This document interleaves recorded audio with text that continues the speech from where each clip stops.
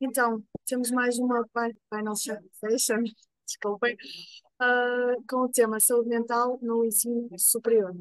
Temos presente Rita Neves, da SOS Estudante, presidente da mesma, vice-presidente da ACDB e criadora do Banana à Solta. Maria Nogueira, que é professora adjunta da Escola Superior de Enfermagem de São João de Deus, investigadora no CHRC e no CITESIS, Nurse ID Group. Acho que é assim que diz.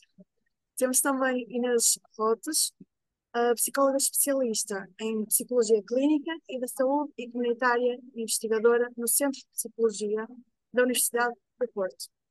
Para a moderadora, contamos com a presença da Beatriz Rebelo, psicóloga júnior, a realizar o estágio profissional para a Ordem dos Psicólogos Portugueses. Passo então a palavra à Beatriz. Obrigada. A todos, boa tarde. Antes de mais, agradecer aqui pelo convite para ser moderadora. É uma honra participar neste projeto. Acho que é muito importante este tipo de iniciativas.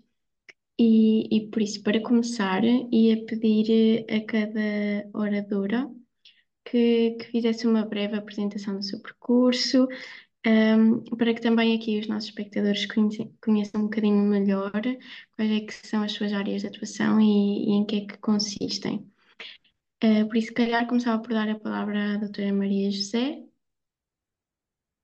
para se apresentar um bocadinho. Ok.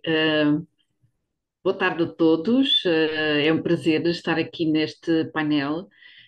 Vou começar agradecendo o vosso amável convite e destacar, de facto, a grande importância deste tipo de eventos e deste tipo de discussão em volta da saúde mental. E, portanto, agradecer essa iniciativa, agradecer também o vosso amável convite, e cumprimentar mais uma vez todos os presentes. A minha apresentação, eu acho que a maior parte da informação já foi apresentada por vocês. Portanto, eu sou a Maria José Nogueira, trabalho na Escola Superior de Enfermagem São João de Deus da Universidade de Évora. Sou professora adjunta e investigadora nestes dois centros de investigação, no CHRC, que está alocado à Universidade de Évora, e o Sintesis, que está na Universidade do Porto e Escola de Enfermagem do Porto. Faço parte, sobretudo, do grupo da Nurse ID, onde, digamos, faço ou trabalho de forma mais direta. Portanto, o meu curso de base é enfermagem, e, portanto, sou enfermeira especialista na área de saúde mental, de enfermagem de saúde mental e psiquiátrica. Comecei na prática clínica, sobretudo na área da saúde mental, em vários contextos, mas internamento clássico, serviço de urgência, hospital de dia, e depois, em 2006, iniciei a tempo parcial. Em 2006, fui para a docência, passei por várias escolas de ensino, de escolas de enfermagem, e, portanto, neste momento estou em Évora. Acho que é mais ou menos, digamos, o meu trajeto. Portanto, sou enfermeira especialista em saúde mental e psiquiátrica, sou mestre em ecologia humana e tenho um doutoramento também em enfermagem. Algumas pós-graduações, a supervisão clínica, mas isso são, enfim, alguns acrescentos, mas sobretudo, neste momento, sou uma docente no ensino superior. Ok, muito obrigada. E agora passava a palavra à doutora Inês, para também fazer uma breve apresentação. Muito boa tarde a todos. Começo por cumprimentar a organização e agradecer o convite e parabenizar por esta iniciativa. A seguir, cumprimento as minhas colegas de painel, a professora Maria José e a Rita Neves. É um prazer voltar a ver a Rita. Encontramos recentemente em Viana do Castelo, numa iniciativa, e portanto é um prazer voltar a ver. Em relação ao meu percurso, então, e à minha apresentação, eu sou psicóloga, Sou especialista em Psicologia Clínica e da Saúde e também em Psicologia Comunitária, isto pela OPP, pela Ordem dos Psicólogos.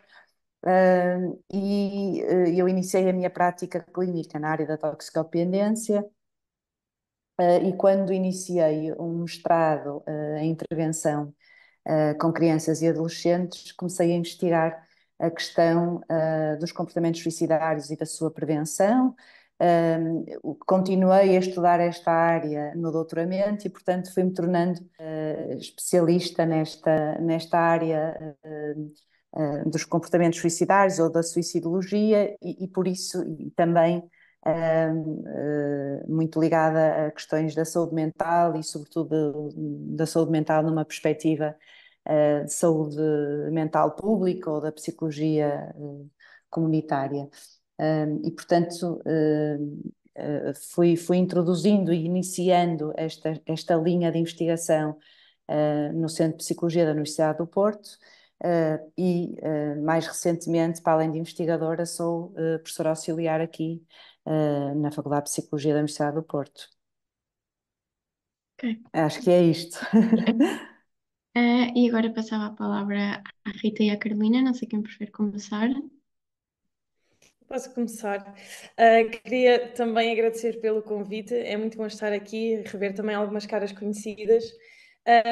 Obviamente o meu percurso e esta apresentação vai ser muito mais breve, derivado da minha idade e pouca experiência face às outras oradoras do painel, mas ainda assim gostava de dizer que sou licenciada em Psicologia e estou neste momento a terminar o primeiro ano do mestrado em Psicologia Organizacional. Para além disso, e na verdade estou aqui por esse motivo, neste momento sou a representante da linha SOS Estudante, desempenhando o cargo de presidente, e é mais nessa perspectiva que vos venho aqui falar hoje, e até ainda um pouco como estudante, acredito que também poderei acrescentar algumas coisas, visto estar a viver na primeira pessoa estes que são os problemas de saúde mental no ensino superior.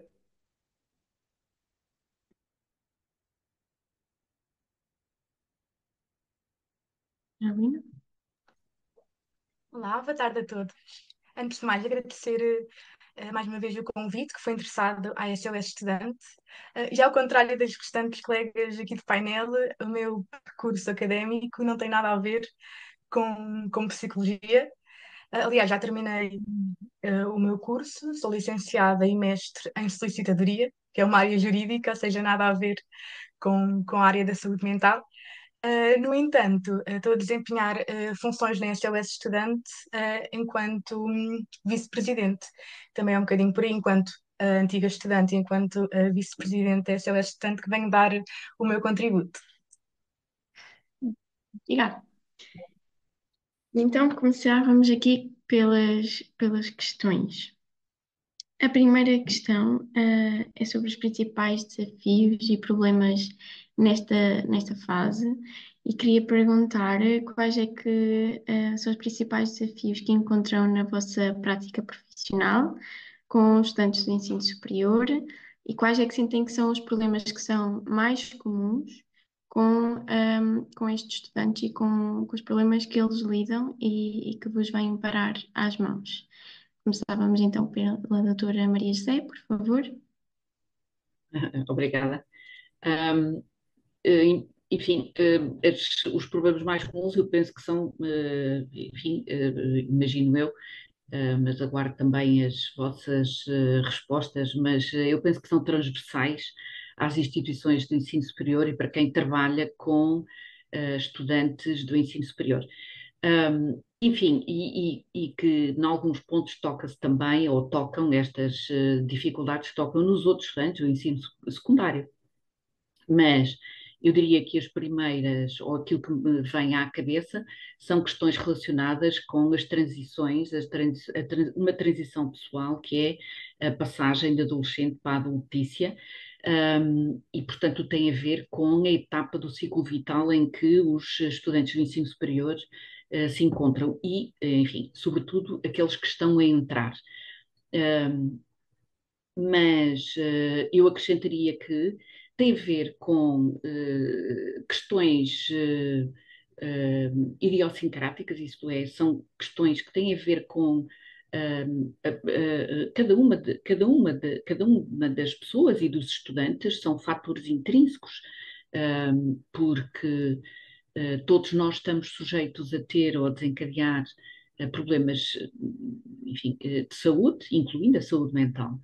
E, portanto, quanto a isso, enfim, temos sempre uma percentagem de estudantes que eventualmente pode ou vai desencadear um problema dessa natureza, mas temos à cabeça, sobretudo, os desafios académicos, não é? O desempenho académico, a capacidade ou não de gerir melhor o tempo, não é? As questões financeiras, que hoje em dia estão muito associadas, enfim, às dificuldades ou ao aparecimento de problemas com saúde mental. A dificuldade também em gerir as relações, a autonomia nessas relações, gerir o próprio, a própria autonomia per si, não é? Outro aspecto que me estou a lembrar e que tem a ver um bocadinho, não tanto com a transição para o ensino superior e com os jovens que estão nos primeiros e nos segundos anos ou nos inícios da sua vida académica, mas mais relacionado com os finalistas, que são as dúvidas associadas às incertezas do futuro profissional, da carreira, da capacidade ou não de encontrar um trabalho que seja, enfim, rentável o suficiente, por exemplo, para se autonomizar dos seus pais. Mas também me estou a lembrar das questões do autocuidado, são os desafios. Pode parecer um bocadinho simplista, mas a questão do autocuidado, nós, enfim, quando falamos de estudantes de ensino superior, falamos de pessoas que à partida são adultos, isto é, têm mais de 18 anos, mas em boa verdade o que se verifica é que têm ainda, ou negligenciam, ou têm ainda dificuldade de cuidar de si, de saber o que é que precisam no seu dia a dia. Aqui incluídas nestes desafios com os estudantes. Não sei se é isso que me apetece referir relativamente a esta questão. Ok, obrigada. Passava a palavra à doutora Inês, mas é que tem Obrigada. Eu não sei se sei responder à pergunta, não é? Quais são os principais? Eu, como investigadora, tenderia a responder: é preciso perguntar-lhes, não é? Fazemos estudos para lhes perguntarmos. E há as coisas muito interessantes e pertinentes que a professora Maria José respondeu. Eu surjo-me assim dizer duas ou três ideias. Uma delas é que, efetivamente, portanto, os anos do ensino universitário tem-se revelado como um período de alto risco para o desenvolvimento de perturbações mentais, mas por outro lado, isto parecendo um bocadinho contraditório, mas não é, por outro lado, eu acho que é importante nestas conversas não termos uma posição também alarmista ou sensacionalista, ou seja, apesar de nós termos alguns estudos, e nomeadamente portugueses, que parece indicar um aumento, digamos assim, da sintomatologia, por exemplo, depressiva e da sintomatologia ansiogénica, não podemos deixar de sublinhar que a maioria dos nossos jovens universitários, com mais ou menos dificuldade, com mais ou com menos sofrimento, irá passar por estes anos de formação universitária e superior de forma adaptativa. Ok? Portanto, sublinhar um bocadinho, por um lado, isto. E depois também sublinhar que há coisas que nós não sabemos e não temos, até à data, termos de comparação, mas há algumas coisas que sabemos e vamos tendo, e eu lembrei-me disto até pela professora Maria José ter falado das dificuldades económicas e eu pensei logo em alunos deslocados. Nós hoje em dia também vamos tendo alguns indicadores de quais são, digamos assim, os grandes grupos de risco dentro dos estudantes universitários. Por exemplo, um estudo que fizemos recentemente, e que eu tive o privilégio de orientar, da Daniela Nogueira, aqui na Universidade do Porto, e aqui muito vocacionado para questões de comportamentos suicidários, identificava aqui estudantes deslocados, os grupos de LGBT, com piores resultados académicos e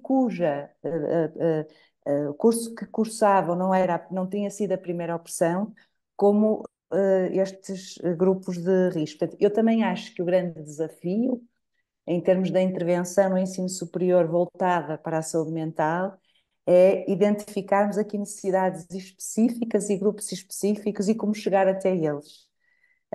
Porque outra coisa que eu me estou a lembrar é de que um dos grandes desafios é efetivamente capacitarmos os estudantes, porque é dos estudantes que estamos a falar, para o pedido de ajuda. E essa é efetivamente também uma dificuldade que existe, não é? É este pedir de ajuda. E os grupos de risco são os que têm mais dificuldade de pedir ajuda. Eu não sei se respondi, mas foi isto assim que me surgiu referir ou acrescentar ao que já tinha sido dito. Sim, obrigada. Rita ou Carolina? Faço sério. No nosso caso, não se vai tratar, obviamente, da nossa prática profissional, mas sim no contexto de atendimento no voluntariado da linha SOS Estudante. Chegamos à conclusão que para muitos a vida de estudante pode parecer repleta de festas, de animação, no entanto, há sempre um outro lado por trás disso.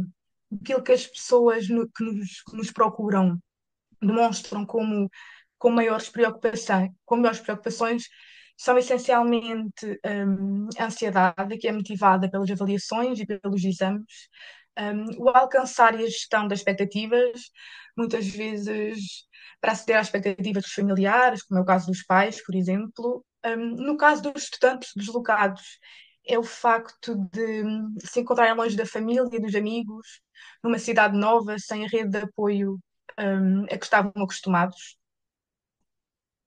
Também nos trazem muita falta do sentimento de pertença, de integração num grupo e de fazer amizades.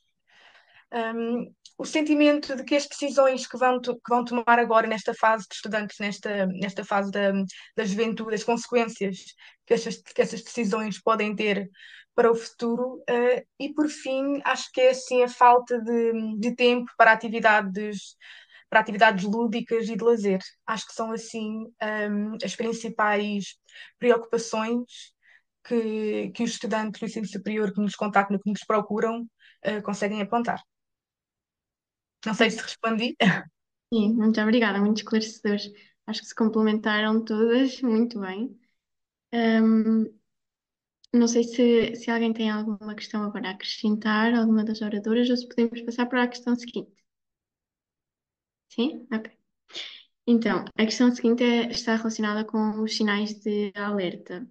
E gostava de saber quais é que indicam como os principais sinais de alerta para um estudante saber quando é que deve pedir ajuda de um psicólogo. Doutora Maria José? Começamos por si. Os sinais de alerta, pois, vamos, também passam-me aqui pela cabeça vários sinais de alerta, e, portanto, não sei se são, enfim, sinais de alerta que, de algum modo, exigem recorrer a um psicólogo, não é verdade? Às vezes, nem todos, porque ou seja, é importante, de algum modo, tal como a introdução da doutora Inês fez logo no início, e eu, enfim, talvez fosse reforçar essa ideia, porque eu acho que é muito importante também nós desmistificarmos um pouco as questões do que é a saúde mental e o que é a doença mental, não é verdade? E às vezes nós estamos a catalogar demasiado alguns sintomas que eventualmente não serão tão, digamos, problemáticos do que outros, não é verdade? E, portanto, e mais importante do que isso, não quero dizer que não sejam valorizados, pelo contrário, mas o que eu quero destacar é que é muito importante dar ênfase na promoção da saúde mental, não é? e não aguardar só que exista ou que apareça um problema para nos preocuparmos ou para nos alertarmos ou para estarmos atentos a esse problema. E, portanto, eu acho que isso é uma. Enfim, avançando um bocadinho também aqui com esta minha. Com este meu considerando, eu acho que esta deve ser o olhar ou a perspectiva ou da partir da qual nós devemos trabalhar as questões da saúde mental ou da promoção da saúde mental nas instituições do ensino superior.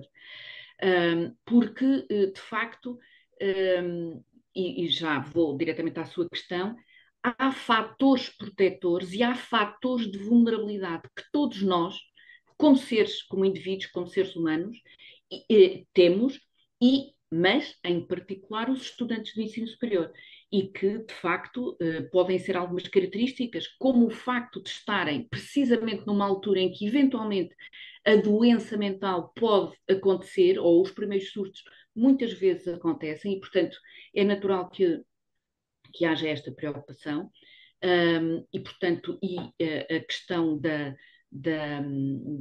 adaptação ao ensino superior, a capacidade de lidar com a adultícia, naturalmente também com as tarefas académicas, mas também é importante dizer que há fatores protetores, designadamente o facto de estarem, por exemplo, num contexto onde é fácil, ou é mais fácil, ou pelo menos têm acesso a estar com outros pares. É muito fácil aos jovens fazerem novas amizades, valoriza-se muito, digamos, o grupo. E, portanto, é também importante dar ênfase às questões do autocuidado, da promoção do bem-estar, de algumas atividades que podem reforçar as características pessoais ou alguns comportamentos que promovem o bem-estar destes jovens ou dos estudantes do ensino superior. E, portanto, é importante também pensar não só em alguns fatores de vulnerabilidade, mas também pensar nestes fatores que são protetores destes jovens.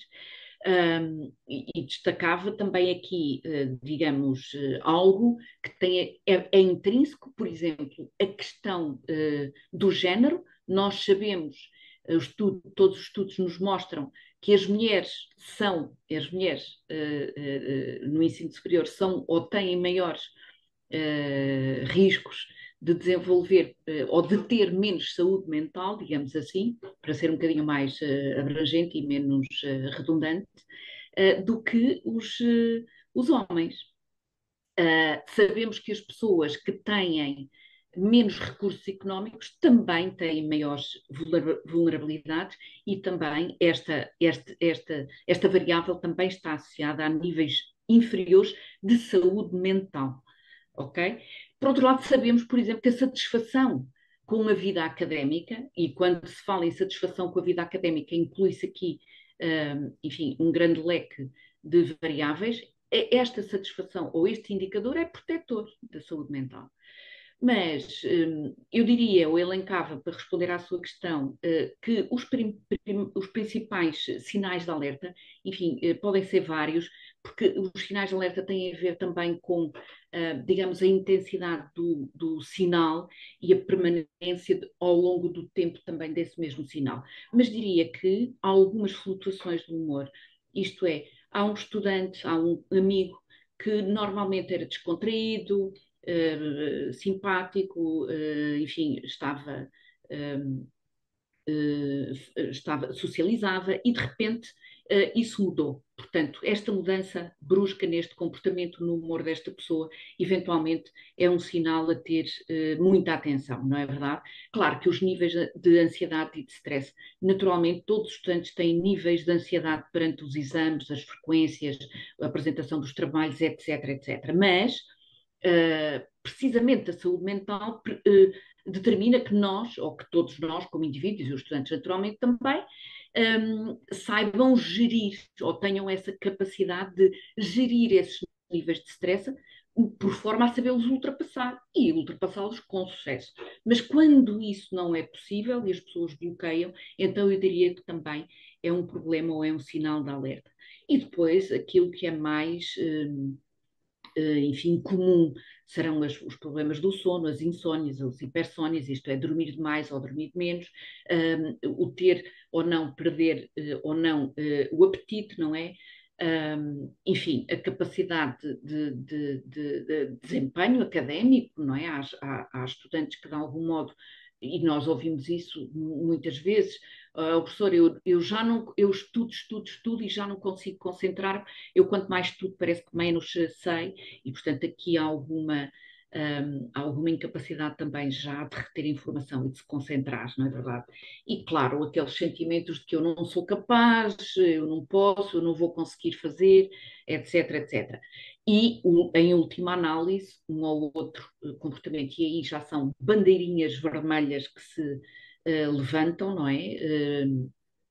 Quando há um estudante que ou verbaliza ou tem comportamentos ou ideias suicidas, ou comportamentos autolesivos, ou, enfim, autodestrutivos, autolesivos, quero eu dizer, por exemplo, embriaga-se muitas vezes, ou não tem cuidado e, com alguns comportamentos e coloca-se em situações de risco, ou ativamente, enfim, provoca lesões em si próprio ou verbaliza também ideias suicidas, enfim, as passagens de um ato então, enfim, são sinais mais do que evidentes, mas felizmente eu acho que estes sinais são menos frequentes, mas de qualquer modo passa-me assim, ou elencaria estes sinais que são, enfim, major ou minor. Eu comecei pelos minor e deixei para o fim os major. Obrigada. Doutora Inês? Vai ser difícil ter alguma coisa para acrescentar à resposta que a professora Maria José deu. Portanto, quanto muito eu posso fazer quase uma síntese inteligível, de forma inteligível para todos, quer dizer, que é quando nos perguntam por sinais de alerta ou alarme, e efetivamente conhecê-los faz parte dos fatores protetores que a professora Maria José falava. Não? Se nós conhecermos e tivermos uma literacia em saúde mental, e ter literacia em saúde mental deve ser uma coisa que toda a gente compreende, com formação ou não, com formação superior ou não, não é? Portanto, eu diria que aquilo que a professora Maria José também explicou passa por alterações ou mudanças do nosso habitual. E no nosso habitual, naquilo que ela foi dizendo, ou seja, no sono, no apetite, naquilo que podemos dizer, porque toda a gente compreenda, na forma como nos sentimos por dentro, nos interesses, nos nossos níveis de energia. Não é a pessoa que nunca se interessou por desporto, não, é aquele estudante universitário que adorava desporto e que agora já não tem interesse por desporto. Na memória, na concentração e depois naquilo que são os nossos sentimentos de autoestima ou de autoeficácia. Acho que, portanto, estas mudanças e serem permanentes no tempo. Ou seja, eu hoje não me sentir assim tão bem em termos de estado de ânimo é normal e as oscilações são normais. É sempre muito em comparação com o que nós somos e com o que nós éramos, e tem que haver esta linha do tempo. Ou seja, há algum tempo que eu não me sinto bem nestas, não é não dormir bem uma noite, por estar mais ansioso, não é? Portanto, haver esta questão do tempo. E depois, outra questão muito importante em termos destes sinais de alerta e do alarme, para além destes sinais e sintomas, para além de se manterem no tempo, é a questão da sua implicação na nossa funcionalidade. E, portanto, é aquilo que a professora Maria José dizia de não conseguir, não é? Não conseguir o que, se eu estou no meu estado são, eu conseguiria, ok? Portanto, acho que estes podem ser, só acrescentar que neste estado de ânimo, para além da questão da tristeza ou me sentir em baixo, há também a questão da irritabilidade. E, portanto, eu estar mais irritável, e acho que são assim sinais de alerta ou de alarme base, que eu faria de alguma forma esta síntese. Obrigada. Rita? Nesta parte aqui também fico com algum receio de não acrescentarmos algo muito diferente. Ainda assim, e mais na perspectiva de estudante, nós tivemos aqui na primeira questão a relatar alguns fatores e acho que todos esses fatores que foram referidos acabam por poder trazer ao de cima sentimentos ou pensamentos que podem se tornar muito difíceis de digerir. E sabemos que principalmente nesta altura do ano letivo que estamos a viver agora, com a época de exames, a entrega dos trabalhos e que acaba por ser um bocadinho condensada para esta altura, a verdade é que a pressão e a ansiedade aumentam exponencialmente nesta altura do ano. E muitas vezes acontece um fenómeno que é nós olharmos à nossa volta e das duas uma, ou nós vamos encontrar o desespero em todos os rostos para onde vamos olhar e ou podemos nos sentir acompanhados, ou podemos nos sentir ainda mais desesperados por sentirmos que realmente este sentimento é geral, ou então olhamos em volta e percebemos que somos os únicos que estamos assim tão aflitos, toda a gente parece que está a viver isto de uma forma super calma e nós é que somos uns estressados que não estamos a conseguir lidar com isto. E então, estes dois cenários que acabei aqui de relatar são ambos cenários que trazem algum sofrimento às pessoas que o vivem. E somos da opinião, nós não somos uma linha de apoio psicológico, somos uma linha de apoio emocional e acreditamos muito na utilidade e nos benefícios do apoio psicológico. Mas aqui, enquanto sinais de alerta, gostávamos nós de alertar para não se esperar por sinais de alerta para recorrer à ajuda psicológica, porque a verdade é que este apoio psicológico vai ser muito mais benéfico e se calhar um caminho mais leve se for numa ótica da prevenção e não quando já estivermos efetivamente neste estado de stress e de ansiedade gigante, que depois vai ser muito mais difícil de gerir, mesmo com ajuda psicológica. Acho que era isto que gostávamos de acrescentar ao que foi dito, mas dizer só que acreditamos que quando os pensamentos intrusivos começam a limitar muito o nosso bem-estar e a nossa vida cotidiana, se tivéssemos de apontar um sinal de alerta para também responder à pergunta, achamos que poderá ser isso. Deixem-me só, não sei se calhar vão existir outras perguntas onde eu teria possibilidade de dizer isto, mas eu, como já falamos muitas vezes de ansiedade e de ansiedade académica ou desempenho ou perante os exames, deixem-me só, se puder ser, se a moderadora achar que é pertinente, dizer alguma coisa que eu acho que é importante, que é, e acho que isso é muito importante em termos da tal literacia, que é, ansiedade não é por si só negativa.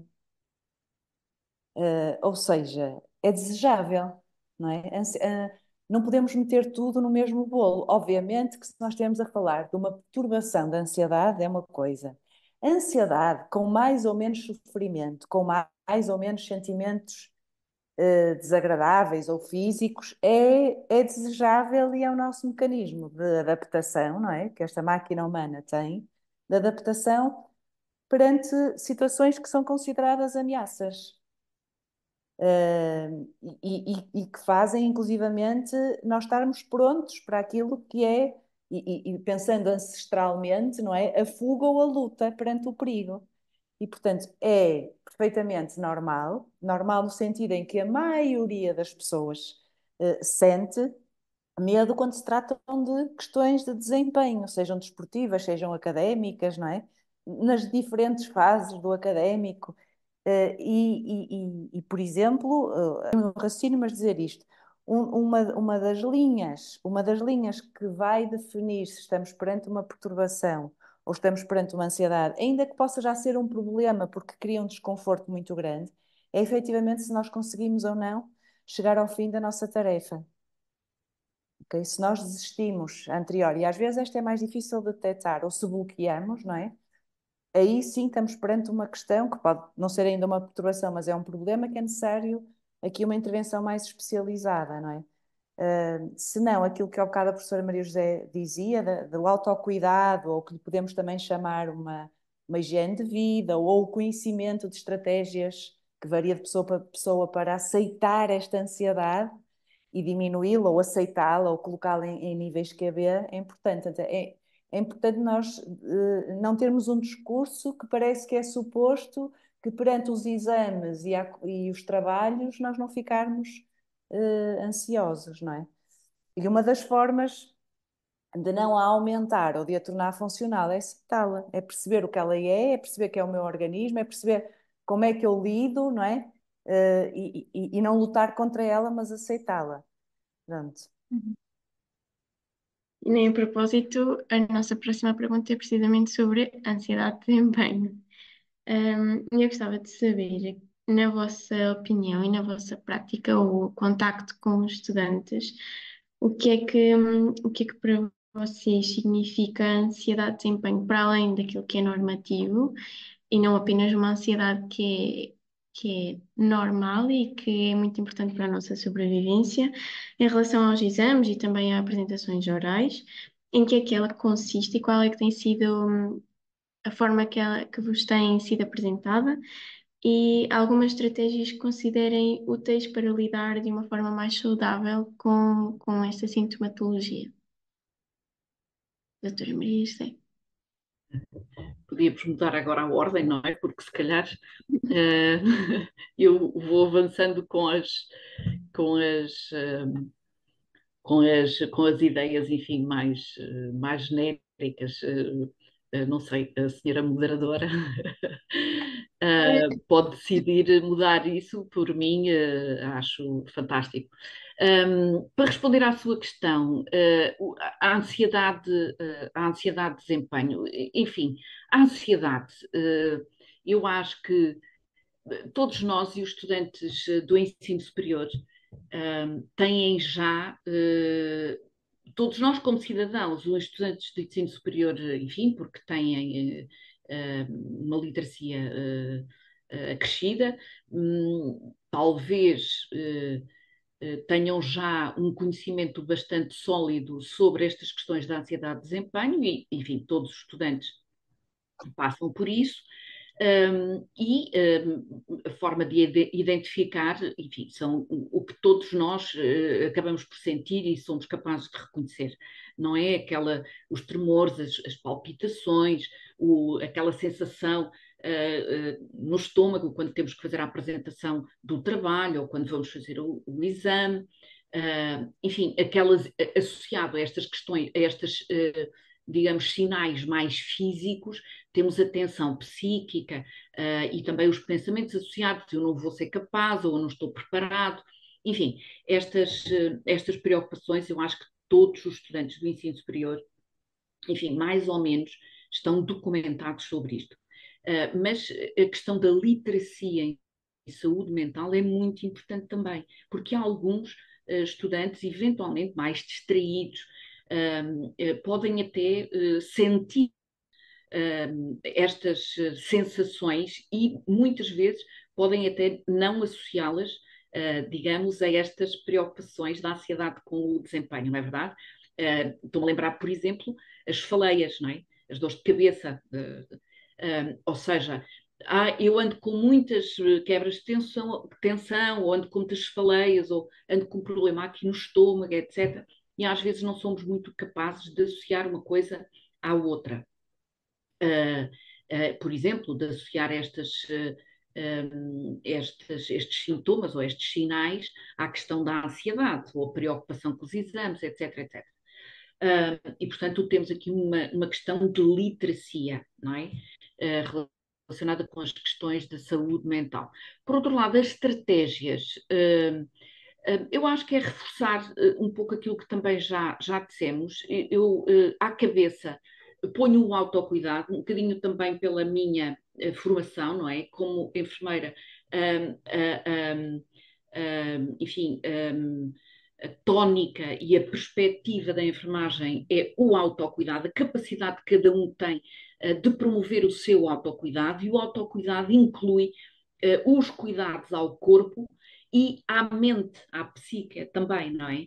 Quer isto dizer que nós temos que ter uma vida equilibrada, dormir bem, alimentar-se bem, fazer exercício físico e equilibrar e ter lazer, o estar com a família, com os amigos, o divertir-se é fundamental para os estudantes do ensino superior, mas é também fundamental saber equilibrar todas estas tarefas e todas estas funções que fazem parte da vida, não é verdade? Reforçar algumas competências sociais, como por exemplo a gestão do tempo, fazer cronogramas, organizar-se no tempo. Uma das recomendações que eu faço aos meus estudantes logo no início das unidades curriculares, e eu sou regente de uma unidade curricular que se chama Enfermagem de Saúde Mental. Os estudantes gostam bastante. E uma das recomendações que eu faço logo no início da unidade curricular é: meus senhores, leiam muito bem o que é pedido para esta unidade curricular e, sobretudo, que façam um planeamento. Organizem o vosso estudo. Para quê? Para que não cheguem ao final com as tarefas acumuladas. Eu sei que vocês têm a minha e outras 50 não, mas pelo menos mais 10 unidades curriculares para estudar. Portanto, vão preparando o vosso estudo ao longo deste tempo. E ajudo também e ensino a alguns estudantes, porque eu não gosto muito desta palavra ensinar, mas alguns é mesmo isto, porque não sabem, não têm a noção de como gerir, por exemplo, o tempo, não têm a noção de como resolver um problema. A estratégia de resolução de problemas, nós às vezes, eu ainda continuo, já ando aqui há alguns anos, continuo a ficar surpreendida quando os estudantes me dizem: nunca tinha pensado nisto, professora. Eu não sabia que era tão fácil fazer isto. E isto, de facto, resulta depois, é a resposta dos estudantes. E, portanto, a questão de algumas técnicas que os estudantes às vezes sabem porque alguém lhes diz, mas os professores, nesse sentido, eu acho que têm alguma responsabilidade também em estimular os estudantes a preparar as suas apresentações. Treinem, façam, fazer exercícios na sala de aula para os preparar depois para a apresentação final, a par e passo, nas aulas mais teórico-práticas ou práticas laboratoriais, ou seja, mais dinâmicas, ajudar os estudantes a pouco e pouco a expor-se a fazer um treino simulado ou não, mas depois a incentivá-los a fazer isso no grupo de estudo, com os familiares, etc. São estratégias que ajudam os estudantes a gerir a sua ansiedade perante o trabalho. Outras estratégias que eu recomendo e acho que, enfim, podemos ensinar também os nossos estudantes a usar algumas técnicas de relaxamento. Enfim, mais físicas, mais indutivas ou psicológicas, isto é, usando mais o corpo ou usando mais autoafirmações declarativas, aquela questão do eu vou ser capaz, ou imaginem, eu vou me imaginar, às vezes eu digo isto: imaginem-se que vocês estão a fazer agora a apresentação e têm um grande sucesso, porque o professor vai gostar e os vossos colegas vão vos dar os parabéns. Imaginem-se nessa situação. Ou usem a respiração, por exemplo, ensinem a fazer uma respiração profunda, etc. Às vezes ou parecem que são recomendações ou estratégias simples, mas que, sendo conscientes ou estando conscientes na cabeça dos estudantes, eu penso que são uma enorme mais-valia para os ajudar a promover a sua saúde mental. E, como diz o ditado, mais vale prevenir do que remediar. A saúde mental é algo que nós temos que ter a consciência dela. Porquê? Porque inclui um conceito que é o nosso bem-estar. E o nosso bem-estar é algo com que nós, e devíamos ensinar isto logo às nossas crianças no jardim de infância e por aí fora, é tomar a responsabilidade pelo nosso bem-estar. Ensinar os cidadãos, ensinar na escola estratégias de promover o bem-estar. Se nós estivermos em bem-estar, mais facilmente lidamos com a ansiedade normal da apresentação do trabalho. Eu, quando vim para aqui fazer uma palestra, enfim, todos nós temos que ter, porque senão não, a ansiedade faz parte da vida, porque se nós não tivermos ansiedade, como diz o ditado, se eu não estiver ansioso, estou morto, não é? Passa a expressão. Mas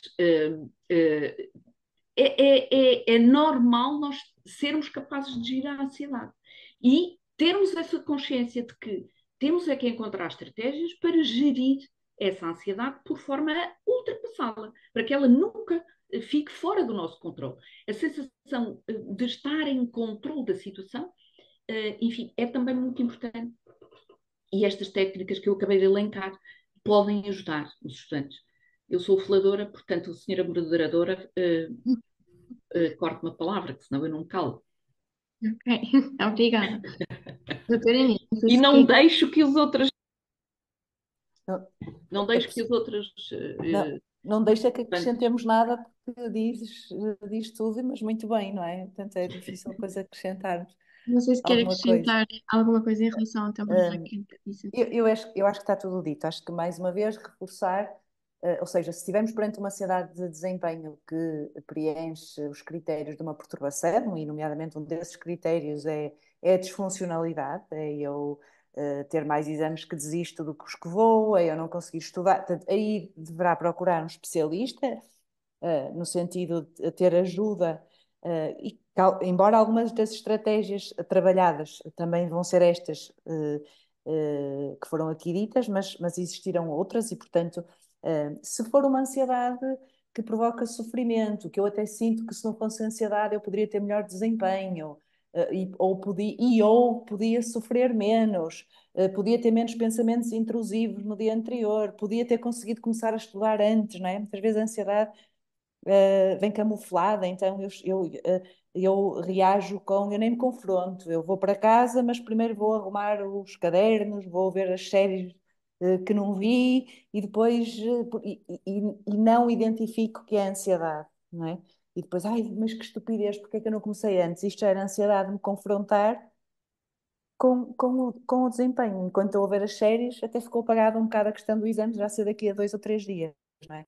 Portanto, a primeira questão é reconhecê-la e aceitá-la, ok? Portanto, reconhecer, aceitar, e depois há outra coisa que eu acho que é uma palavra de ordem, que é evitar o evitamento. Porque evitar o evitamento que a ansiedade me dá, ok? Seja já no confronto com o exame, ai, vou desistir, depois eu até tenho o estatuto, por isso eu depois vou antes ao exame, fico mais... Portanto, evitar o evitamento. E porquê? Porque também está perfeitamente identificado, e a professora Maria José também falou disto, que é o treino ajuda e diminui os níveis de ansiedade. E o treino pode ser feito de duas formas. O treino real, ou seja, em contexto de aula, em contexto de grupo com colegas e amigos de trabalho, eu vou treinar, eu vou fazer, por exemplo, os testes do ano anterior, ou eu vou responder às questões que foram feitas na aula, ou vou treinar a minha apresentação, e eu até vou treinar a minha apresentação no contexto da sala onde eu vou ter a prova, ou no contexto do auditório onde eu vou ter a minha prova, ok? Mas o treino também pode ser, e a professora Maria José também falou disto, pode ser imaginado. E esta é uma estratégia muito poderosa, né? A professora Maria José disse qualquer coisa como são estratégias simples, e eu acrescentaria, são estratégias simples, mas muito eficazes. Portanto, existe o treino real e depois existe o treino imaginado. O treino imaginado é uma coisa, por exemplo, que se faz muito com desportistas de alta competição, que vão estar ansiosos, mas queremos que a ansiedade seja QB, nem de mais, nem de menos. E, portanto, isto pode ser feito também com os estudantes universitários que são mais ansiosos para os testes, para as provas, para provas orais, para provas escritas, que é imaginarem, começarem a imaginar permitindo-se, quanto mais imaginarem, quanto mais melhor imaginarem, mais probabilidade vão ter de antecipar esta ansiedade. E só de imaginar já estou ansioso. Ótimo, porque amanhã, quando for mesmo a prova, já treinaste esta ansiedade antes. Percebem o que eu estou a dizer? Faz sentido? Ou seja, há uma curva de ansiedade que é assim, vamos imaginar. Portanto, eu começo de manhã, o pequeno almoço já não passa, depois no corredor, enquanto estou com os colegas, eles começam a falar da matéria, eu aí é que vou ficar nervoso porque até acho que não sei nada. Depois ponho o enunciado do exame à frente, eu começo a ler, começo a responder, e ansiedade baixa. Convém que ela não baixe totalmente, porque senão eu também não fico alerta, e às vezes até há pessoas que fazem ratoeiras, por isso é bom que eu esteja mais ou menos atenta, a ansiedade está aqui. E depois, quando termina, ela baixa. E só fazendo este parêntese, é tanto um processo fisiológico que quando ela baixa, às vezes dói-me as pernas, e não andei a correr, não é? Foi o organismo que se preparou exatamente para a luta ou para a fuga, e houve aqui uns mecanismos psicofisiológicos muito interessantes e até me dói as pernas. Mas dizia eu, há esta curva, se eu não treinar, se eu evitar, se eu desistir e deixar para o exame, esta curva tem probabilidade, na maioria das pessoas, de ainda ser mais alta e eu sofrer mais. Se eu treinar, porque vou, no próximo exame a probabilidade é da curva ser igual ou até um bocadinho mais baixa, porque eu vou aprendendo a lidar com ela. Ok? Portanto, pronto. E depois, acho que não vou acrescentar nada, dizer tudo aquilo que a professora Maria José referiu, que há toda aqui uma higiene de vida também, como dormir bem, comer bem, fazer desporto, aprender técnicas de relaxamento, cada um se identificará mais com as respiratórias, com o relaxamento muscular, ou com meditação, pronto. Estava aqui a ver se, se achava que podia acrescentar mais nada, mas acho que não, acho que já tinha Obrigada. sido tudo dito, foi outra forma de referir, já tinha sido tudo dito. Obrigada. Rita? Olhem, eu também não vou agora estar a repetir todas as técnicas. Nós, quando fizemos aqui a preparação e o nosso brainstorm para perceber qual era a mensagem que gostávamos de passar, definimos aqui alguns fatores que já foram ditos, portanto não vou repetir, mas gostava só de deixar a nota de que uma das estratégias, e agora puxando muito a brasa à nossa sardinha, poderá ser, por exemplo, ligar para uma linha de apoio emocional, como a linha SOS Estudante. Isto para não estar a repetir tudo o que foi dito, vou-me só focar nesta, porque a verdade é que estas linhas, e falo da nossa, mas também das outras, acabam por ser um apoio primário e muito mais direto quando estamos em casa. Não conseguimos, mesmo que até sejamos acompanhados por psicólogos, e isso acontece muitas vezes, há aquelas horas que nós atendemos, que é entre as 20 e a 1 da manhã, entre as 8 da noite e a 1 da manhã, não há psicólogos disponíveis e, portanto, a pessoa liga e desabafa. E eu acho que nós há pouco não referimos que nós, para além de não sermos uma linha de apoio psicológico, também não fazemos aconselhamento. O que significa que nós não vamos estar aqui a dar estratégias e a pessoa, quando liga, pode simplesmente desabafar, ser ouvida, e isso normalmente ajuda muito. Porque, e eu acho que isto há muita tendência para fazer este, não lhe chamaria erro, mas esta questão quando alguém está a desabafar connosco, principalmente quando nós gostamos da pessoa e queremos ver a pessoa bem, nós temos muita tendência a começar a disparar soluções para a pessoa, porque queremos muito que ela fique mais calma. O que é que acontece? Muitas vezes a pessoa não nos está a pedir solução nenhuma e nós estamos ali só a aumentar o seu stress, a disparar coisas que ninguém nos pediu. Então, muitas vezes, o maior apoio que nós podemos dar é mesmo ouvir. Se a pessoa nos pedir um conselho direto, aí é uma coisa, obviamente, mas não pedindo, ouvir às vezes é uma ajuda inacreditável e é só isso que a pessoa procura. Portanto, nesta questão não me vou alongar mais, mas deixo aqui a sugestão. Eu só vou acrescentar uma coisa, mas até foi a Rita que há bocado falou nisso, não nesta vez que interviu, mas foi da outra, porque falou na partilha. E às vezes partilhar as situações percebemos, como a Rita dizia, que a maior parte dos colegas ou daquele grupo também está ansioso. Isto não no sentido de aumentar a ansiedade, porque isso também acontece, e acho que isso acontece agora até mais nas redes, não é? Mas no sentido de normalizar e recordarmos que estar ansioso antes de um exame é normal e, portanto, para a frente, não é? Uhum. Obrigada. E agora gostava que falassem um bocadinho sobre a mentalidade de competição académica, porque estamos a falar da ansiedade de desempenho e parece-me que alterei aqui um bocadinho a ordem, mas parece-me que é mais pertinente. E gostava de saber como é que vem esta mentalidade de competição académica e como é que ela pode ser boa ou mais prejudicial para atingir alguns objetivos pessoais e profissionais ou académicos. Doutora Maria José, começamos por si novamente. Continuamos na mesma lógica. Um, a competição académica, não é? Foi a pergunta que. Eu acho que é assim, a competição académica é o expectável que o estudante quer sempre, de algum modo, atingir o seu máximo potencial, não é? E, portanto, quer ser o melhor. Todos nós queremos ser bons, ser o melhor. Enfim, nem todos queremos ser sempre o melhor, mas temos os nossos objetivos e trabalhamos para isso, não é? Naturalmente, há sempre uma competição intrínseca por ser o melhor, porque faz parte até também do ser humano, não é? Nós competimos. E, portanto, dito isto, há aqui estes princípios de realidade. É natural os estudantes competirem. Contudo, eventualmente não se podem passar algumas barreiras ou algumas linhas vermelhas. E o desejável será, mais do que competir, é cada um traçar os seus objetivos e organizar-se para os atingir. E, de algum modo, conseguir ou integrar neste processo também menos a competição e talvez mais a colaboração, não é verdade? Porque nós somos seres gregários, nós não estamos sozinhos, nunca vamos nem estudar sozinhos, enfim, às vezes fazemos exames sozinhos, mas hoje em dia, no ensino superior, o trabalho é colaborativo. As novas metodologias pedagógicas, e vocês são muito jovens e, portanto, estão muito próximos ainda dos vossos cursos de base e, portanto, sabem que hoje em dia, enfim, salvaguardando as diferenças entre os cursos, não é?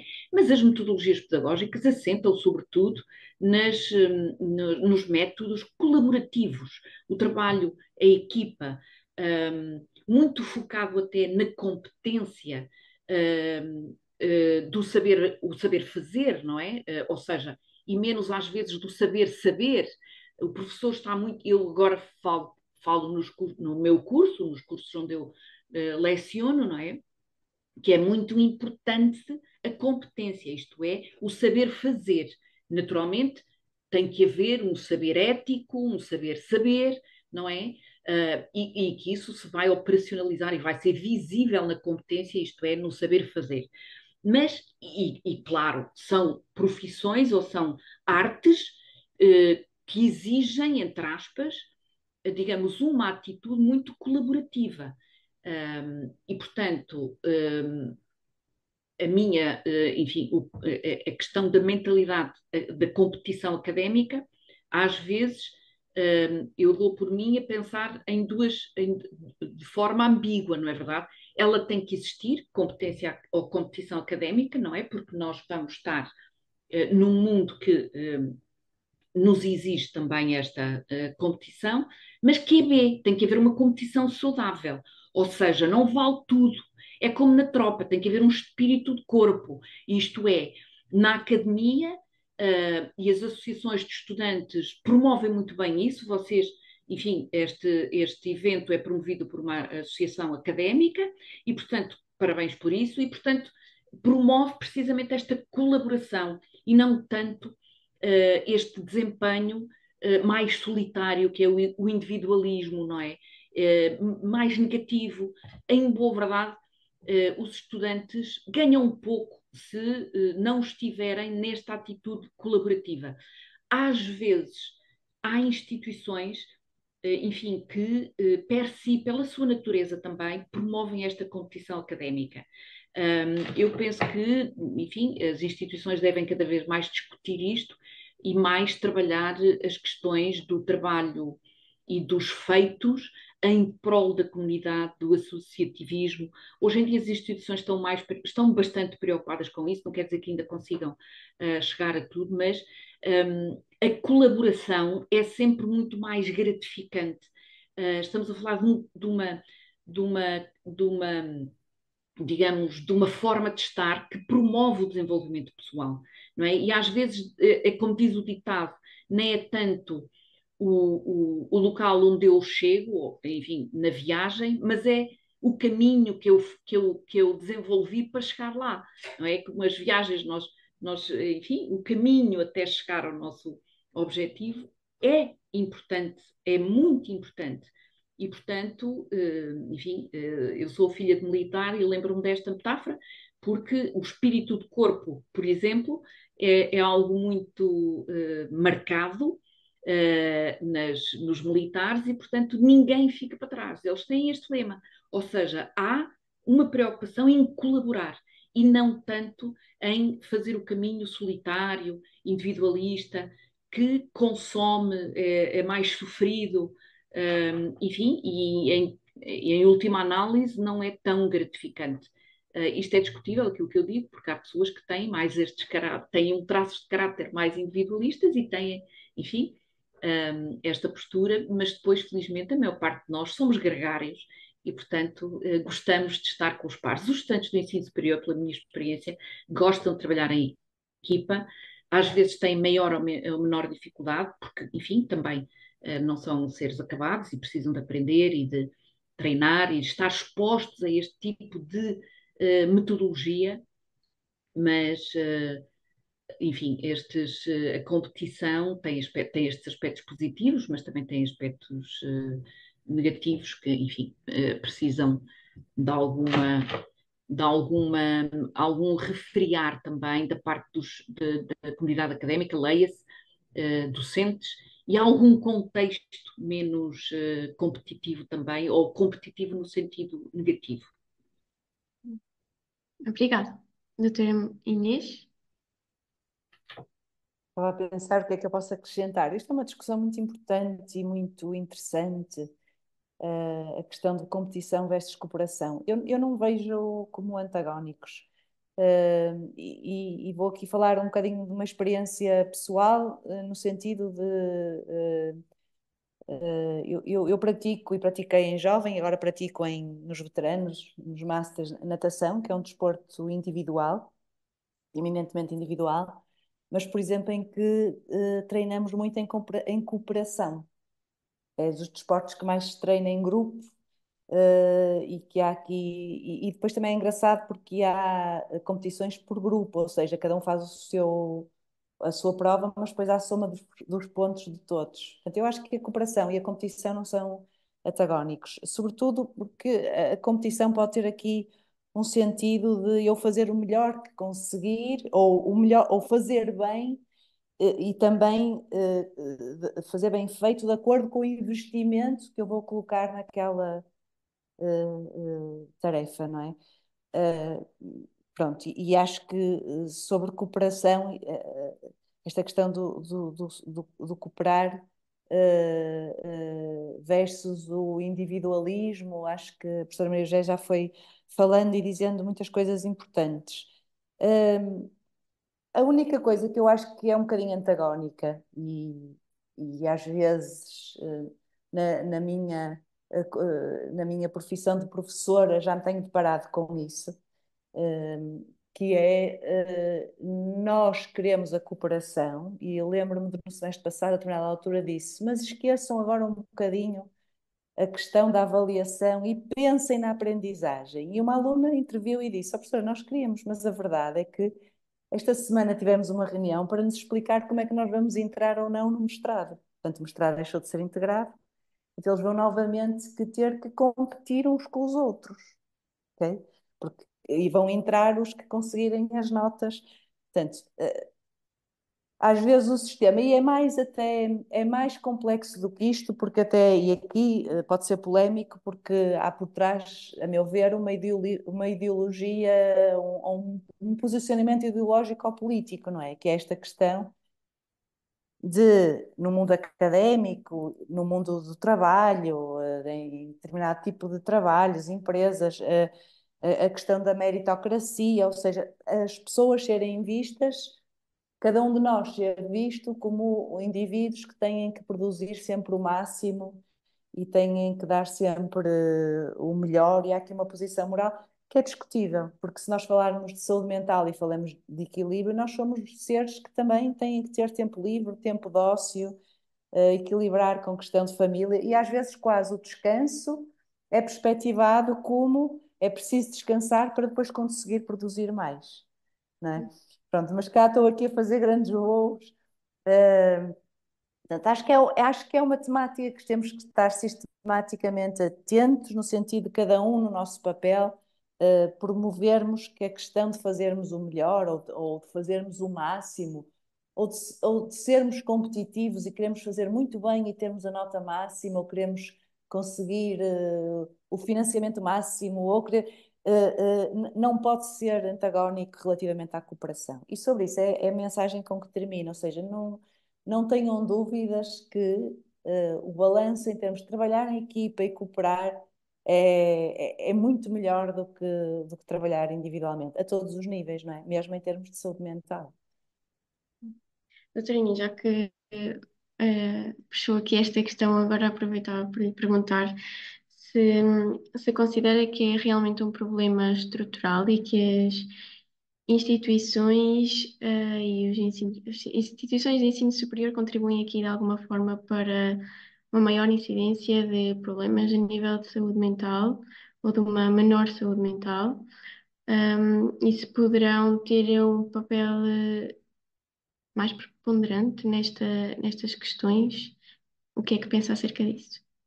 Acho que a instituição universitária pode ter um papel muito importante, no sentido de promover saúde mental, e quando falamos de saúde mental, também já foi isto aqui dito, a saúde mental não é exclusivamente a ausência de doença mental, não é?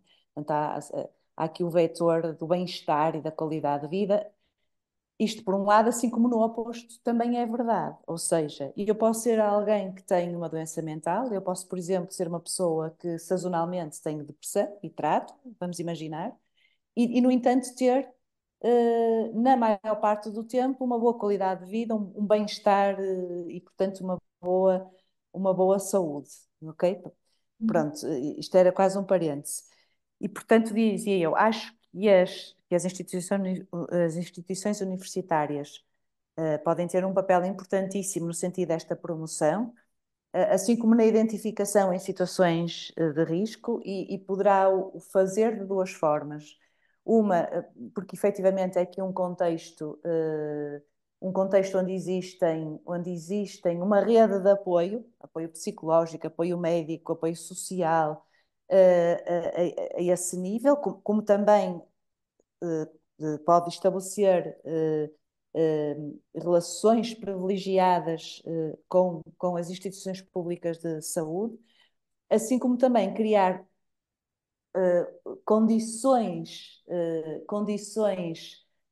psicossociais, digamos assim, no sentido alargado, de bem-estar, de uma saúde mental positiva, ok?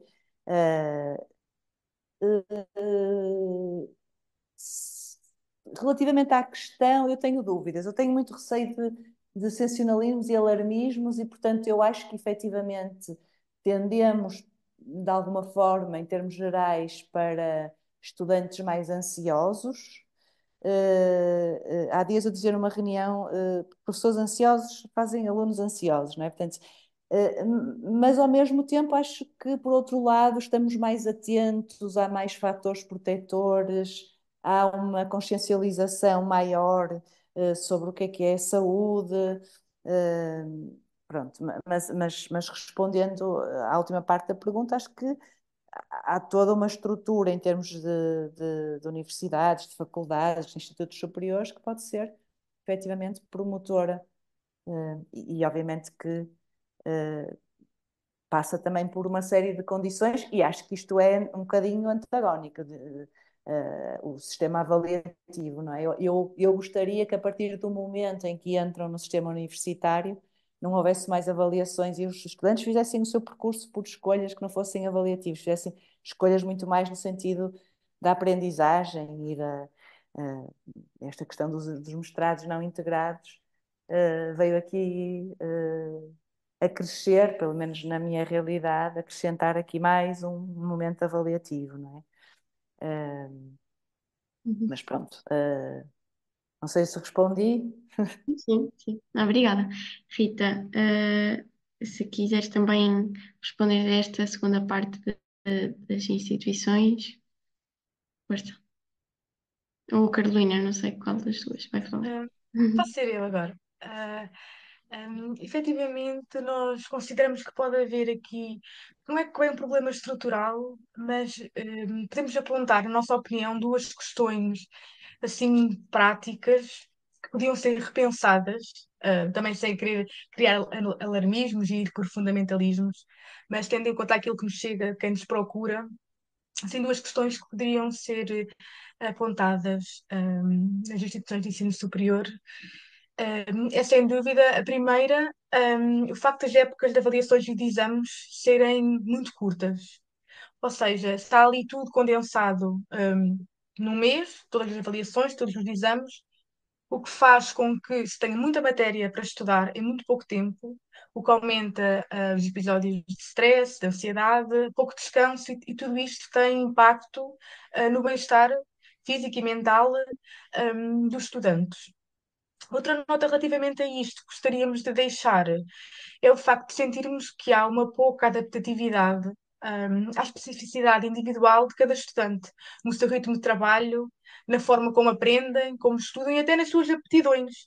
E se calhar se houvesse aqui um bocadinho mais de atenção a isto, evitaria alguns sentimentos se calhar, de frustração, de insuficiência, né? Porque somos todos diferentes, todos temos aptidões diferentes, formas de aprender diferentes, pronto. E acho que se houvessem, se calhar, assim, estas pequenas mudanças, ou começar a pensar nestas pequenas mudanças, acho que efetivamente poderia evitar, se calhar, alguns pensamentos mais negativos por parte dos estudantes. Não sei se a Rita quer acrescentar aqui alguma coisa.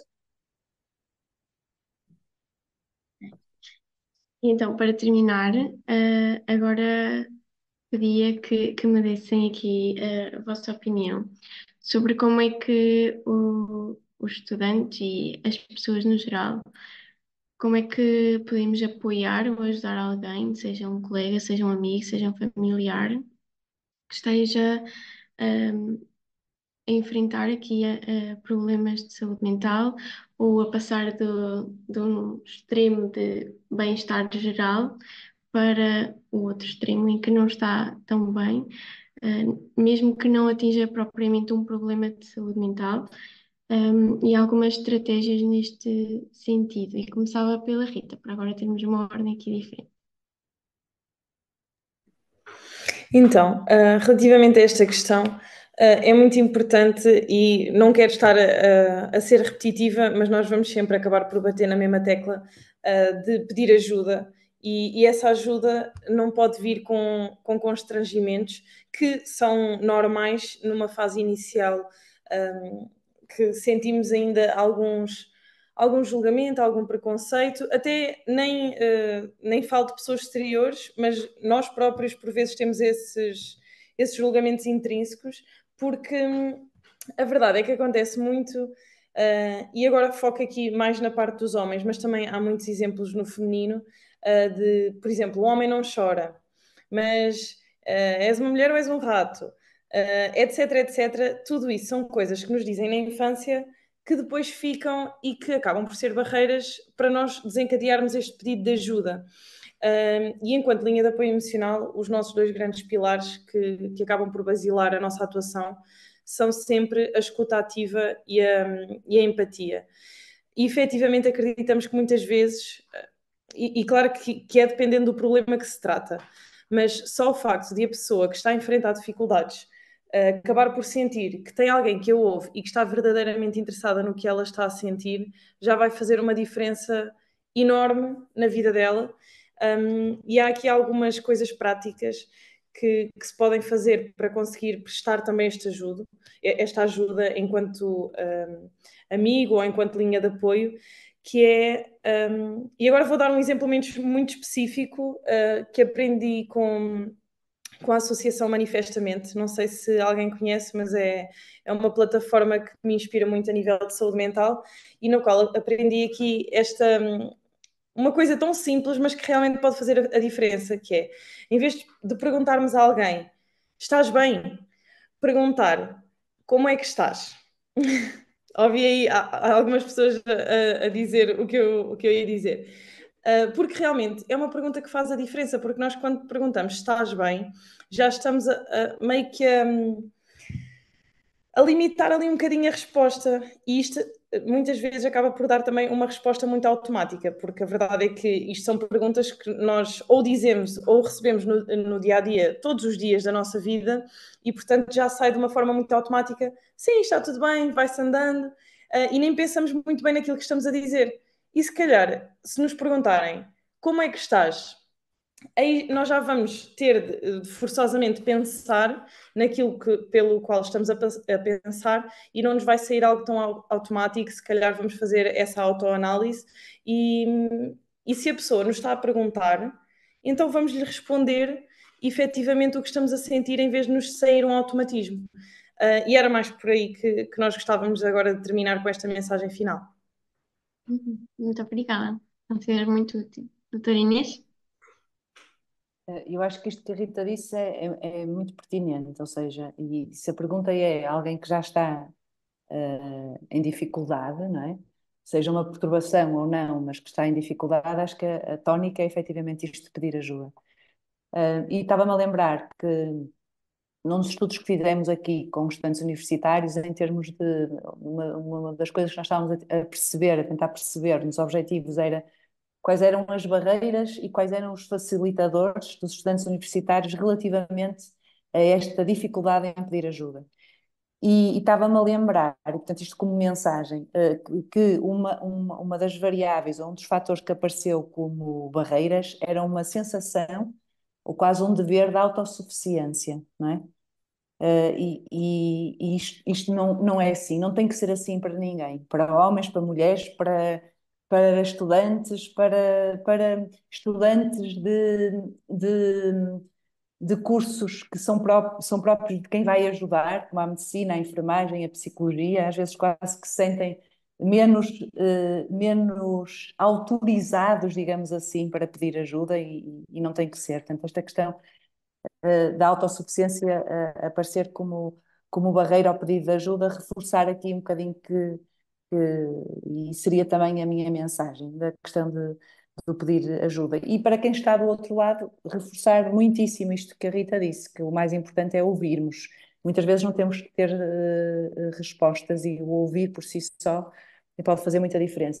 Obviamente que se estamos perante alguém em dificuldade ou até em perturbação, poderá ter mais dificuldade procurar por si ajuda, poderá ter mais dificuldade, nomeadamente na tomada de decisão, e portanto, se nós somos, e também colocou a pergunta neste sentido, não é? Se nós tivermos um amigo, um colega, que mensagem, é um bocadinho este ouvir e incentivar à procura de ajuda, que poderá ter que ser um bocadinho mais proativo, ou seja, quase no discurso direto: queres que eu vá contigo marcar?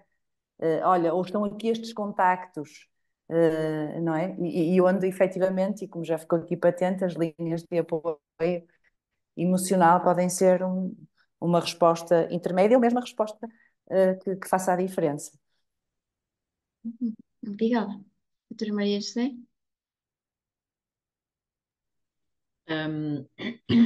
Pois eu reforço estas ideias, estes considerandos. Se calhar introduzia aqui também mais um aspecto que tem a ver com esta ideia de que nós e a academia é um bocadinho o reflexo da sociedade, não é? Os nossos estudantes do ensino superior talvez tenham ainda, tal como a sociedade em geral, em Portugal, muito pouca literacia em termos de saúde mental. Em termos de saúde, na sua generalidade, mas quando falamos na saúde mais associada ao corpo, eu penso que há níveis de literacia, não sou eu que penso, são estudos que dizem, que há níveis superiores. Relativamente à saúde, embora a literacia em saúde, Portugal é dos países da Europa com menores índices de informação ou de literacia em saúde. Quando falamos na literacia em saúde mental, as coisas ainda se complicam um bocadinho mais. E, portanto, a academia não é diferente do resto da sociedade. Por um lado, a questão da literacia. Um outro problema que eu acho que está aqui nesta equação e que tem também a ver com a questão da literacia é o estigma. Quer seja o estigma social, quer seja o autoestigma. E nós há pouco falávamos de alguns grupos mais vulneráveis dentro da academia, como sendo, enfim, que estão dentro da academia, quer dizer, das instituições de ensino superior, como estão na nossa sociedade. São as mulheres, as pessoas com recursos económicos mais baixos, as minorias étnicas ou não, das questões de género. Estas pessoas são, de facto, estes grupos mais vulneráveis que provavelmente têm ou sentem também as barreiras que a doutora Inês referia, que é a acessibilidade a um cuidado ou a um atendimento ou aconselhamento, etc. Mas muitas vezes estas barreiras, porque agora as instituições de ensino superior são obrigadas, entre aspas, a ter GAPs, apoio pedagógico, aconselhamento. Há muitas estruturas dentro da academia, mais ou menos formais, mas depois o que nós percebemos, quando vamos fazer o tratamento desses estados, é que temos pouco acesso as pessoas vão pouco. Enfim, quando pedem um aconselhamento, por exemplo, para os gabinetes de apoio da psicologia e os gabinetes, enfim, não sei se estou a dizer, enfim, alguma barbaridade, por exemplo, no caso da doutora Inês, não sei quais serão os seus indicadores, mas, por exemplo, na minha universidade não tem mãos a medir, ou seja, não há capacidade para dar resposta a todas as solicitações. Dito isto, continua a haver estas enormes barreiras que têm a ver com este estigma, o acesso até para pedir um aconselhamento desta natureza. Embora haja o assegurar do anonimato, do sigilo e por aí fora. E, portanto, o que está aqui em causa, por um lado, a questão do estigma social, é os outros apontar o dedo, tu foste, és fraca, os homens não choram, aquelas questões já por vós relatada, mas também eu é que me ponho a mim própria esta barreira. Eu tenho que ser capaz, eu tenho que ser forte, eu não posso dar parte fraca, o que é que as pessoas vão pensar, etc, etc. E, portanto, estas duas questões aqui, mas a mim apetece-me também fazer aqui outro considerando relativamente às responsabilidades de todos como sociedade em aumentar esta literacia relativamente à saúde mental, ao autocuidado e à responsabilidade que todos nós temos por garantir a nossa própria saúde, não é? As cartas da OMS dizem-nos isso. Todos os cidadãos são responsáveis pela própria saúde, mas depois não nos dão ferramentas ou não nos pedem por essa responsabilidade. Dizia eu que hoje em dia é fácil a maior parte de nós saber o que fazer quando vemos um sinistro na estrada, por exemplo. Há alguém que tem um acidente e tal, e nós sabemos ou ligar o 112, ou fazer alguns de nós, enfim, um bocadinho mais inteirados ou com mais disponibilidade ou predisposição para isso, sabemos fazer ou prestar os primeiros socorros a uma pessoa que se magoa, etc, etc. A maior parte, enfim, diria muito poucos, sabem prestar os primeiros socorros em saúde mental ou a primeira ajuda em saúde mental. São dois termos, não sei se vocês conhecem, mas existem já estes modelos de ajuda. Primeiros socorros um bocadinho muito vocacionados por uma questão de uma crise, não é? E, portanto, mas a primeira ajuda, enfim, para questões um bocadinho menor. E que são estratégias, como também já aqui falamos, não são, embora sejam, e marquem a diferença, sejam muito importantes, são acessíveis e que todos nós que estamos aqui neste painel podemos fazer. Desde logo, reconhecer que aquela pessoa está com um problema, ou se existe um problema naquela pessoa, não é? Entra aqui a questão da literacia. Eu tenho que saber reconhecer alguns sinais de alarme. A questão da comunicação e da empatia que a Rita falava, de que tem que acolher a pessoa com empatia, tem que escutar, isto é, dar-lhe espaço, dar-lhe tempo, ouvi-la, não é?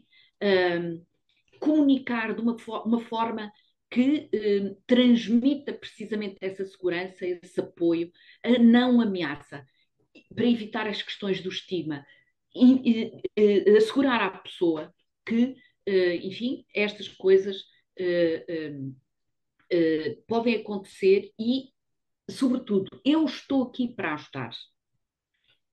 Eu estou aqui para ajudar, seja naquilo que tu precisares neste momento, ok? Sem julgamentos. É preciso eu ir contigo, eu não sou capaz de dar ajuda, é preciso ir contigo ao gabinete de apoio, ao serviço de urgência, fazer o telefonema, o que for.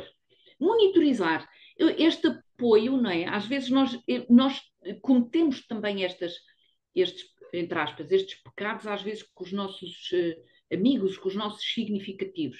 Ok, está tudo bem, não está, eu ajudo agora e pronto, tenho o meu, lavo as mãos, tenho a minha tarefa e a minha boa ação feita. Não, é dar continuidade a esse suporte. É perguntar um dia, 2 dias ou 3 dias ao colega, então, foste, gostaste, sentes-te melhor, etc. Encaminhar a pessoa.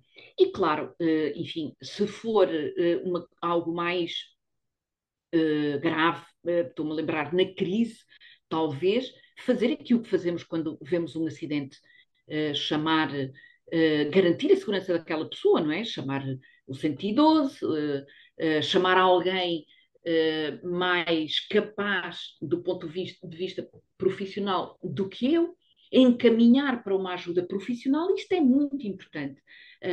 E, portanto, manter ou assegurar a segurança daquela pessoa. Por exemplo, há sempre um grande problema, e isto acontece, por exemplo, nas minhas aulas, ou quando eu tenho que fazer alguma palestra sobre a questão da saúde mental, e sobretudo focando, por exemplo, comportamentos autolesivos, ideias suicidas, etc., que nós muitas vezes fazemos, nós, a sociedade, e às vezes até profissionais de saúde, cometem este pecado, entre aspas, mas esta reação pouco profissional, que é quando alguém diz, eu só me apetece é acabar com tudo, eu quero é desaparecer com tudo, eu um dia destes acabo com tudo. E as pessoas respondem, não digas isso, tu tens que reagir, não digas nada disso, eu nem quero ouvir falar dessa conversa.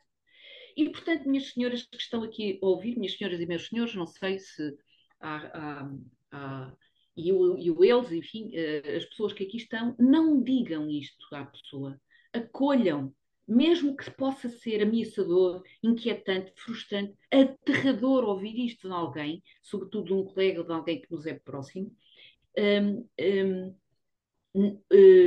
Aquilo que as pessoas menos querem ouvir ou precisam de ouvir nessa altura é não me fales sobre isso, porque elas estão-nos a falar, ou a forma de, ou o dizer isso é a forma de pedir ajuda daquelas pessoas. Às vezes não têm outra forma de o fazer. E, portanto, quando nós lhe dizemos eu não quero ouvir falar, pronto, estamos a fechar a porta àquela pessoa, não é? E, portanto,